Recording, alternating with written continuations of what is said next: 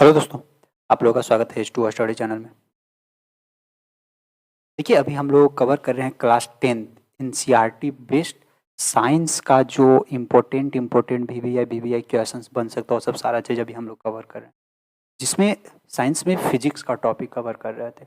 Physics में unit 2 जो पढ़ना है ह्यूमन आई यानी मानव नेत्र और इस रंग बिरंगे संसार, उससे संबंधित जितना भी इम्पोर्टेंट एमसीक्यू क्वेश्चंस बन सकता है सारा चीज़ कवर कर रहे थे। जिसमें 3-4 लेक्चर इस टॉपिक से रिलेटेड बताया गया और ये आज लास्ट लेक्चर रहेगी, जिसमें आज हम लोग 20 क्वेश्चंस कवर करने वाले हैं।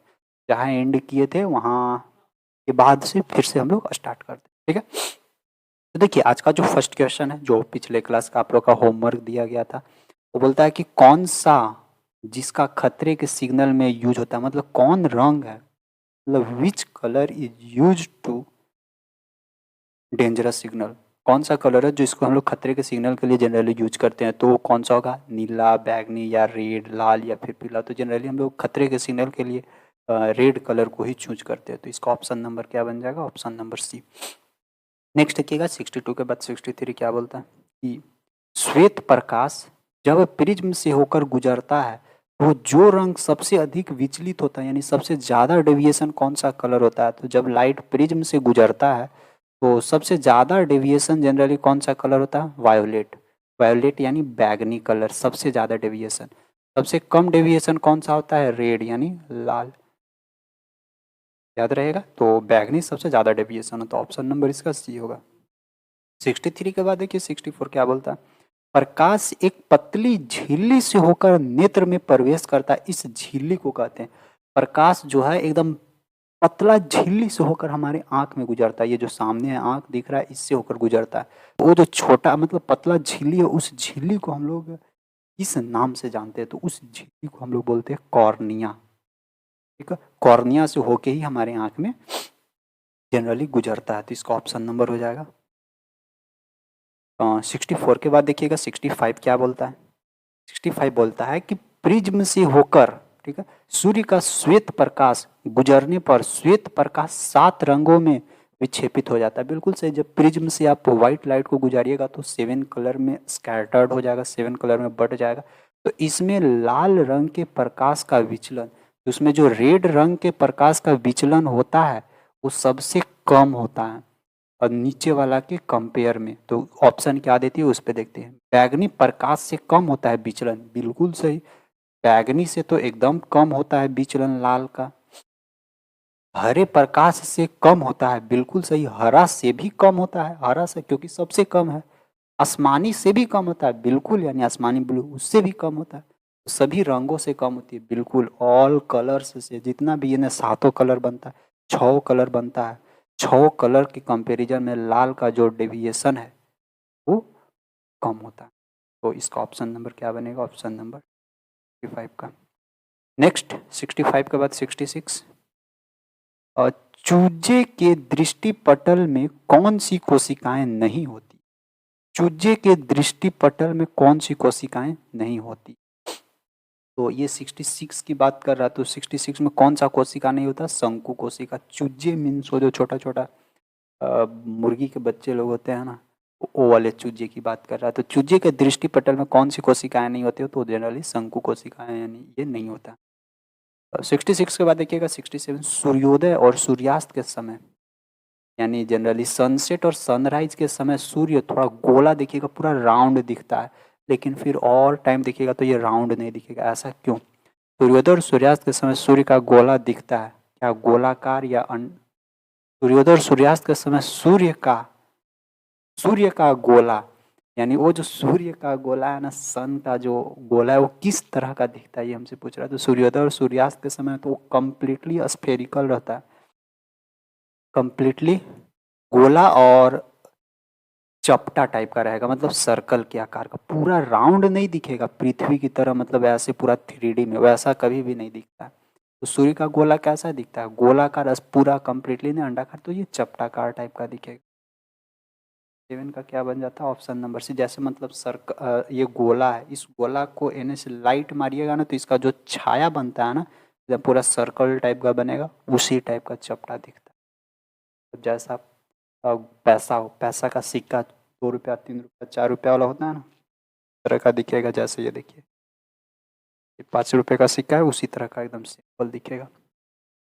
67 का क्या हो जाएगा? सी। 67 के बाद देखिए 6, कांच का अपवर्तनांक किस वर्ण के लिए अधिकतम है?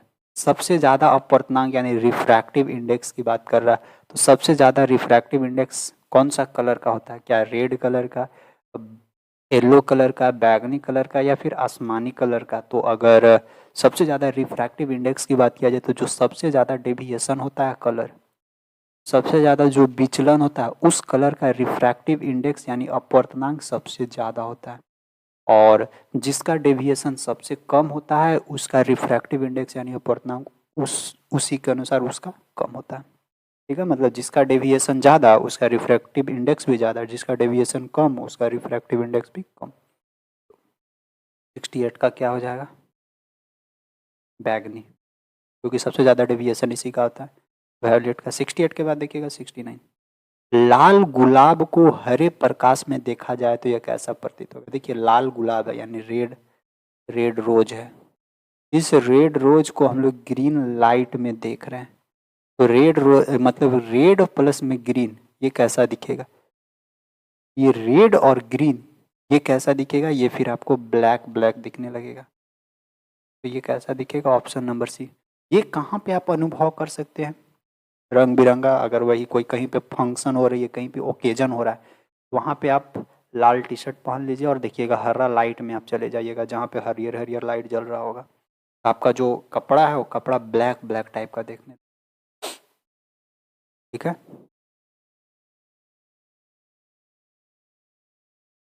नेक्स्ट, प्रकाश का प्राथमिक वर्ण यानी जो प्राइमरी कलर है, लाइट का जो प्राइमरी कलर है वो प्राइमरी कलर कौन सा है? RGB, रेड ग्रीन ब्लू, ये तीनों है। जैसे आप लोगों के मोबाइल में मिलता होगा नेट 2 GB 3 GB, उसी तरह याद रखना RGB, ये क्या है? ये है primary colour of light. Light का primary colour R for red, G for green और B फॉर ब्लू, यानी रेड मीन्स लाल, ग्रीन मीन्स हरियर और B फॉर ब्लू मीन्स नीला। ये तीन है ना RGB प्राइमरी कलर। के बाद देखिए 71 क्या बोलता है? पेशियों के शिथिल होने पर अभिनेत्रक लेंस की फोकस दूरी लगभग होती है। मतलब जब पेशियां शिथिल यानी सिकुड़ जाएगा तो जो लेंस है यानी जो हम लोगों का उत्तल लेंस है, कन्वेक्स लेंस है, उसका फोकस दूरी लगभग कितना बनता है ये हमसे पूछ रहा है। तो लगभग 2.5 सेंटीमीटर के आसपास बनता है। 21 के बाद देखिएगा 22, अति सूक्ष्म कण किस प्रकार के प्रकाश को प्रकीर्णित करते हैं? यानी एकदम छोटा छोटा पार्टिकल्स है, वो किस प्रकार के लाइट को बिखेर देता है इधर उधर इधर उधर? तो क्या लाल लाल लाइट को, या फिर पीला नीला, या फिर बैगनी, किस प्रकार के लाइट को इधर उधर बिखेर देता है? तो ये जनरली नीला लाइट को इधर उधर बिखेर देता है, इसीलिए तो आप देखते हैं कि आसमान का रंग नीला नीला टाइप का दिखाई देता है। ये ऑप्शन नंबर इसका सी हो जाएगा।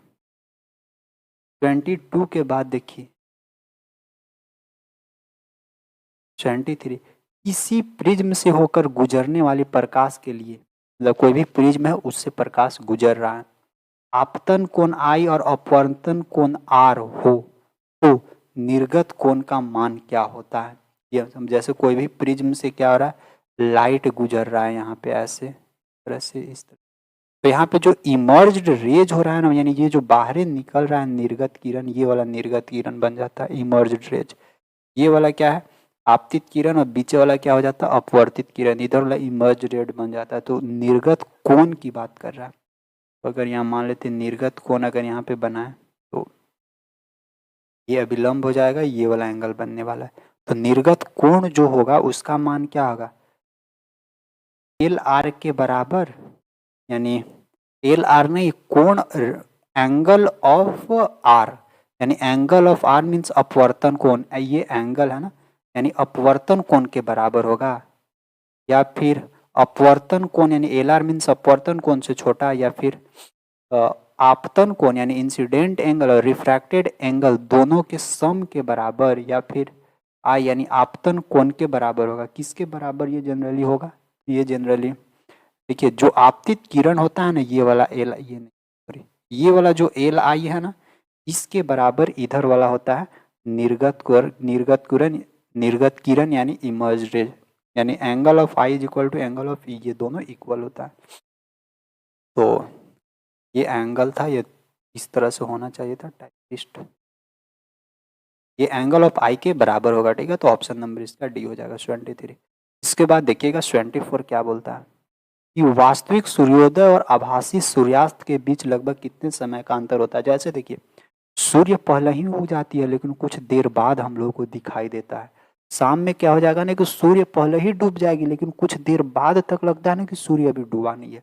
वही एक मतलब कि जो एक्चुअल टाइम है वो और एक जो हम देख रहे हैं वो, उस दोनों में कुछ थोड़ा सा डिफरेंसेस होता है। तो वो कितना का डिफरेंसेस होता है, तो 2 मिनट का डिफरेंसेस होता है।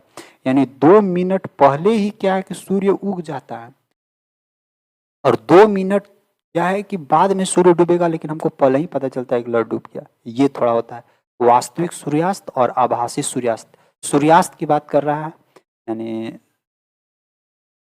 सूर्योदय सुबह वाला, सूर्यास्त शाम वाला की बात कर रहा है। तो 2 मिनट पहले ही डूबेगा लेकिन 2 मिनट बाद में हमको पता चलेगा, या 2 मिनट बाद डूबेगा लेकिन पहले ही पता चल जाता है। ये कंडीशन बनता है। तो 2 मिनट का वास्तविक और आभासी में डिफरेंस है। 24 के बाद 25 देखिए, उदय और अस्त होते समय सूर्य दिखाई देता है, मतलब कि सन राइज हो रहा है और अस्त हो रहा है, यानी सन सेट हो रहा है, सन डूब रहा है सुबेरे और शाम। तो सूर्य किस तरह का दिखाई देता है, पीला, लाल, नीला, काला। तो सुबह हमेशा देखिएगा पूरा लाल लाल लाल गमाएगा। क्यों? ये देखिए पृथ्वी इस तरह का है और जब सूरज हम लोग से दूर चला जाता है ना, बहुत दूर, तो उस सूर्य से तो सब व्हाइट लाइट आ रहा है, लेकिन और जितना लाइट होती है व्हाइट लाइट में 7 कलर है ना, 7 कलर बीच में बहुत सारा धूल कण है तो 7 कलर बट जाता है। तो और जो कलर होता है ना उन्हीं ऊपर ही विचलित हो जाता है इधर उधर, क्योंकि ज़्यादा डिस्टेंस कवर करना पड़ता है। और सबसे कम विचलन किसका होता है, लाल रंग का। तो इसीलिए सबसे कम विचलन होता है लाल रंग का, तो सीधे यहाँ से हमको दिखाई देने लगता है। फिर ये धीरे धीरे जब हम यहाँ अगर खड़ा है और कपार पर आ जाता है, यानी 12 बजे देखिएगा तो पूरा वाइट वाइट एकदम दिखने लगेगा, क्योंकि कम दूरी तय करना पड़ता है और सब कलर एने ओने कम डिफ्लेक्ट होता है, टोटल कलर पृथ्वी पर आ जाता है। क्योंकि जैसे ही डूब रहा है और उग रहा है तो थोड़ा ज़्यादा डिस्टेंस कवर करना पड़ता है और ज़्यादा दूरी कवर करना पड़ रहा है, तो और जो लाइट होता है सब रास्ता में ही बिखर जाता है। फिर पृथ्वी तक केवल और केवल रेड लाइट पहुंचती है, लाल, इसलिए रेड रेड दिखाई देता है उगते और डूबते समय सूर्य। देखिए 1 एंगस्ट्रम का मान होता है, 1 एंगस्ट्रम किसके बराबर होता है, तो ध्यान रखिएगा 1 एंगस्ट्रम बराबर 10⁻⁻10 मीटर, ठीक है। 1 नैनोमीटर बराबर 10⁻, नैनो की बात कर रहा हूँ, -9 मीटर, ये भी याद रखिएगा। 1 माइक्रोमीटर बराबर क्या होता है, 10⁻⁻6 मीटर, ये भी याद रखिएगा। 1 मिलीमीटर बराबर 10⁻³ मीटर, ये भी याद रखिए। ये तीनों चारों आपको याद रखना है यूनिट। तो एंगस्ट्रम का मान 10⁻⁻10 मीटर, ऑप्शन नंबर ए हो जाएगा यहाँ। 26 के बाद देखिएगा 27 क्या बोलता है कि प्रिज्म से प्रकाश की कौन सी परिघटना घटती है। तो प्रिज्म से जनरली प्रकाश को क्या करता है, तो ये प्रिज्म से जब लाइट जा रहा है तो वो जनरली 7 अलग अलग कलर में स्कैटर्ड कर दे रहा है, तो स्कैटरिंग ऑफ लाइट बोल सकते हैं, या उसको हम लोग बोलते हैं वर्ण विक्षेपण। जनरली प्रिज्म क्या करता है, व्हाइट लाइट को 7 अलग अलग कलर में बांट देता है, तो इसका ऑप्शन नंबर सी हो जाएगा, वर्ण विक्षेपण। नेक्स्ट 27 के बाद 28 देखिए, नेत्र लेंस की फोकस दूरी अधिक हो जाने से कौन सा दृष्टि दोष होता है। देखिए नेत्र लेंस का फोकस दूरी अधिक हो रहा है, तो जब फोकस दूरी बढ़ जाता है तो जनरली उसको दूर दृष्टि दोष, ठीक है, फोकस दूरी बढ़ जाता है तो दूर दृष्टि दोष हो जाता है। और फोकस दूरी कम हो रहा है मतलब कि निकट दृष्टि दोष है, तो फोकस दूरी अधिक हो जाने पर उसको जनरली दूर दृष्टि दोष होता है। तो ऑप्शन इसका बी हो, 28 का बी। इसके बाद 29 देखिए, क्या है, किस दृष्टि दोष में किसी वस्तु का प्रतिबिंब रेटिना के आगे बनता है। देखिए अभी फिर से बोल रहा है, रेटिना के इन ही बन रहा है आगे, तो रेटिना के आगे बन रहा है यानी उसको निकट दृष्टि दोष हुआ है। रेटिना के पीछे बनता है यानी दूर दृष्टि दोष होता है, तो ये निकट दृष्टि दोष बन रहा है रेटिना के आगे। 29 के बाद 18, नेत्र की समंजन क्षमता कम हो जाने से उत्पन्न होता है। तो नेत्र का समंजन क्षमता कम हो जाएगा तो जनरली उसको जरा दृष्टि दोष 80 का क्या हो जाएगा सी, जरा दृष्टि दोष हो जाता है, जिसको दूर करने के लिए बाइफोकल लेंस का इस्तेमाल करना होगा। ऑप्शन नंबर सी। 80 के बाद देखिए 81, तारों के टिमटिमाते प्रतीत होने का कारण। तो तारों का टिमटिमाने का मेन कारण का वायुमंडलीय अपवर्तन है, या वायुमंडलीय वर्ण विक्षेपण, या वायुमंडलीय प्रकीर्णन। ये जनरली एटमॉस्फेरिक रिफ्रैक्शन के चलते ऐसा होता है। तो 81 का क्या हो जाएगा ऑप्शन नंबर ए, वायुमंडलीय अपवर्तन। ये इस टाइप का क्वेश्चन बहुत पूछता है, तो ध्यान रखिएगा। 81 के बाद देखिए 82, एक प्रिज्म द्वारा श्वेत प्रकाश का स्पेक्ट्रम में वर्ण विक्षेपण जिस घटना के कारण होता है वह घटना। तो जनरली देखिए यहाँ से लाइट, ये व्हाइट लाइट 7 को कलर में बांट दे रहा है ये प्रिज्म। तो ये कौन सा घटना के थ्रू बांट रहा है, तो ये अपवर्तन के थ्रू बांट रहा है। ठीक है, तो ये T2 का क्या हो जाएगा बी, यानी रिफ्रैक्शन। रिफ्रैक्शन के थ्रू जो व्हाइट लाइट है वो प्रिज्म के माध्यम से 7 को अलग अलग कलर में बंट जाता है। ऑप्शन नंबर बी बनेगा। नेक्स्ट 82 के बाद देखिए 83, बोलता है कि किसी कण पर पड़कर प्रकाश के एक अंश के विभिन्न दिशाओं में छितराने को क्या बोलते हैं। यानी किसी कण, एक छोटा सा पार्टिकल्स, उस पार्टिकल्स पे लाइट पड़ा और वो लाइट है वो डिफरेंट पार्ट्स में बिखर गया, हर एक अलग अलग डायरेक्शन में, तो उसको हम लोग क्या बोलते हैं। तो वो तो जस्ट प्रिज्म का घटना घट रहा है, यहाँ से जाएगा यहाँ से जाएगा, ये अलग अलग में बट गया 7 को पार्ट्स में, तो ये जनरली इसको हम लोग प्रकाश का प्रकीर्णन बोलते हैं, यानी इसको इंग्लिश में स्कैटरिंग ऑफ लाइट के नाम से जानते हैं। ऑप्शन 83 के बाद देखिए 84, 84 आपको HW दे दें, इसको कर बताइएगा। देखिए सूर्योदय और सूर्यास्त के समय सूर्य लाल दिखाई पड़ता है क्योंकि वायुमंडल के कण, इसको अब आपको बताना है। बात तो सही है, सूर्योदय और सूर्यास्त के समय सूर्य जनरली लाल लाल दिखाई देता है, लेकिन आखिर क्यों, क्या एटमॉस्फेरिक पार्टिकल्स, अब एटमॉस्फेरिक पार्टिकल्स का क्या होता है कंडीशन, वो इसमें ऑप्शंस में आपको दिख जाएगा, बताइएगा। तो क्वेश्चन नंबर 84 का कौन सा आंसर होगा ये आपको नीचे कमेंट्स करके बताना है सबको, ठीक है। और आज का क्लास कैसा लगा ये भी अब आप लोगों को ज़रूर बताना है, और जाते जाते सब लोग चैनल को सब्सक्राइब जरूर करिएगा और बेल आइकन भी दबा दीजिएगा, ताकि जब भी वीडियोज अपलोड करें तो आपको नोटिफिकेशन मिल जाए। और ये जो था फिजिक्स का जो सेकेंड यूनिट था, ह्यूमन है, मानव नेत्र और इसके रंग बिरंगे संसार, इसका जो इम्पोर्टेंट जो VVI जो MCQ क्वेश्चंस बन सकता था वो सब सारा चीज़ आपको करवा दिए। इसके बाद जो टॉपिक आएगी वो इसका जस्ट नेक्स्ट चैप्टर से आएगा। तो फिजिक्स का जो नेक्स्ट चैप्टर वो विद्युत है, इलेक्ट्रिक। तो इसके बाद जो टॉपिक आने वाली है वो इलेक्ट्रिक से इम्पोर्टेंट VVI क्वेश्चंस आपको मिल जाएगा, ठीक है। और सब प्ले लिस्ट में आपको अपलोड कर दिया जा रहा है, आराम से प्ले लिस्ट में जाए, वहाँ पे सब कुछ मिल जाएगा।